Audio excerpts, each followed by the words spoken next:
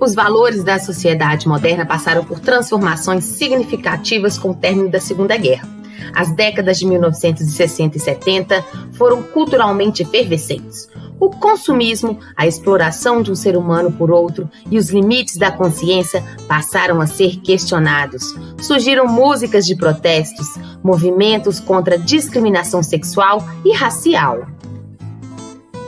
Uma palavra poderia ser escolhida como símbolo da civilização contemporânea: a informação. Com o surgimento da internet, a velocidade de transmissão de informações aumentou de tal maneira que a televisão perdeu o status de veículo mais rápido de transmissão de dados. O fim da Guerra Fria, com a queda do Muro de Berlim em 1989, desencadeou um processo de rápida reorganização política que deu origem à globalização da economia, integração dos mercados mundiais, controlados por grandes corporações internacionais. As pressões do mercado intensificaram a distância entre ricos e miseráveis. Países como Estados Unidos, Alemanha e Inglaterra assistem a um desenvolvimento econômico que favorece o acesso à educação, à produção artística e possibilita a melhoria de qualidade de vida de seus habitantes. Enquanto isso, boa parte dos países africanos é massacrada por guerras étnicas, enfrenta a fome e a miséria decorrentes de décadas de exploração nas mãos dos colonizadores estrangeiros e vê a ignorância crescer entre a população. Na África, por exemplo, uma criança morre a cada 3 segundos vitimada pela fome ou por doenças recorrentes da AIDS. Esse é o altíssimo preço cobrado pela era dos extremos. O Brasil conheceu nos 20 anos que seguiram o início do governo militar, iniciado em 1964, os tempos difíceis da ditadura, da repressão e da tortura. Paradoxalmente, o país teve nesse período uma intensa e rica produção cultural. Muitos se levantaram contra os problemas sociais, os preconceitos, a moralização hipócrita. Surgiram o cinema novo, o tropicalismo, o teatro engajado, as músicas de protesto de Chico Buarque, Caetano Veloso, Gilberto Gil, entre outros. A eleição indireta de Tancredo Neves em 1985 marcou o fim do regime militar. Com a morte de Tancredo, José Sarney, vice-presidente, tomou posse. Em 1990, foi substituído por Fernando Collor de Mello, primeiro presidente eleito pelo voto direto após a ditadura. 2 anos depois, Collor foi afastado após um processo de impeachment, assumindo o vice Itamar Franco. Fernando Henrique Cardoso foi eleito nas 2 eleições seguintes, em 1994 e 1998.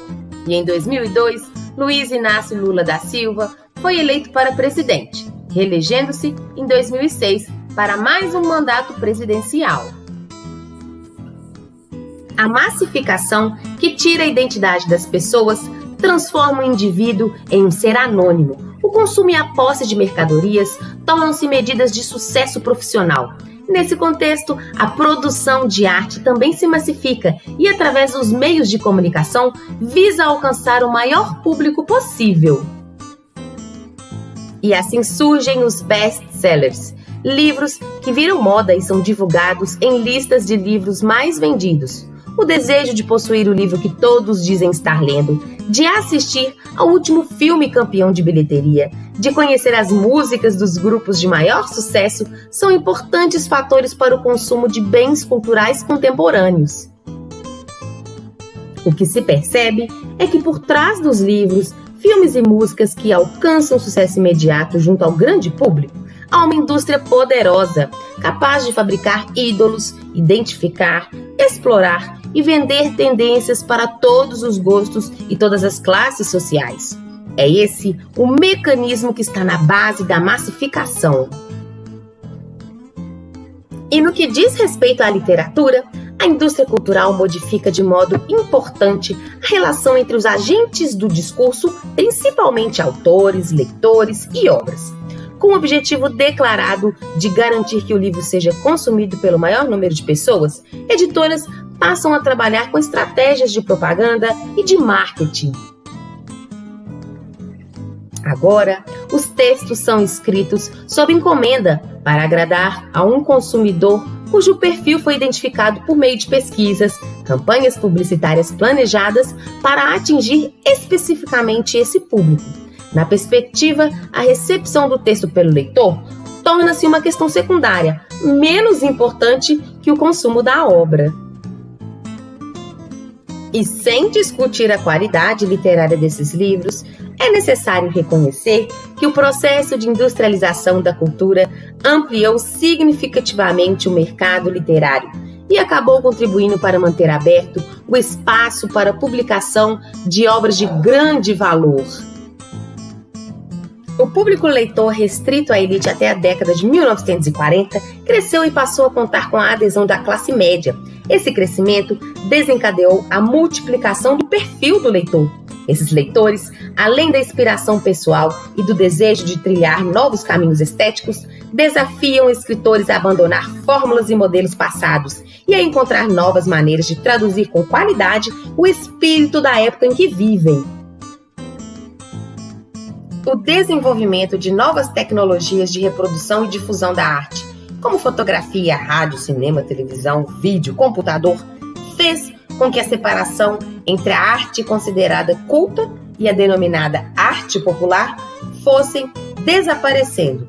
Alguns dos mais conhecidos artistas desse século investiram na reprodução de autênticos símbolos da sociedade de consumo. Um dos objetivos da arte pós-moderna é a sua comunicabilidade. Por isso, ela promove a incorporação de todas as estéticas passadas, combinando-as de modo inovador. Outra característica de produção é a intertextualidade. Textos escritos no passado são relidos e a partir de uma visão paródica, muitas vezes com objetivo irônico. Esse procedimento, que já era utilizado pelos autores da primeira geração modernista, faz do texto uma grande colagem de outros textos. O ser humano da sociedade pós-moderna parece cultivar uma postura nihilista.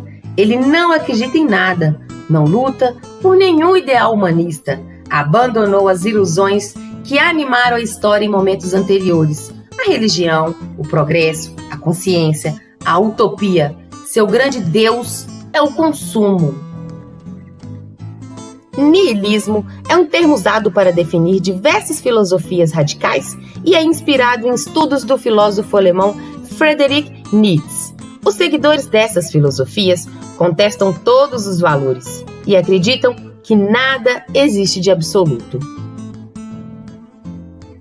E o mundo sem conceitos ou modelos produz um ser humano individualista que se volta cada vez mais para si mesmo, preocupado em satisfazer seus desejos e alcançar suas metas.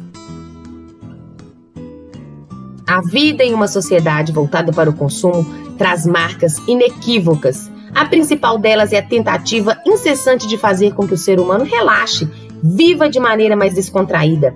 Para tanto, investe-se no humor e no erotismo como meios de tornar menos dramático o contexto social delicado em que vivemos. É comum na produção literária pós-moderna encontrar temas sérios tratados com humor. E assim, a redefinição de fronteiras geopolíticas, os inacreditáveis avanços científicos, as crises econômicas, a crescente violência urbana, o acesso imediato à informação são algumas características da vida do fim do século XX e início do século XXI. A arte reflete esse quadro e multiplica tendências.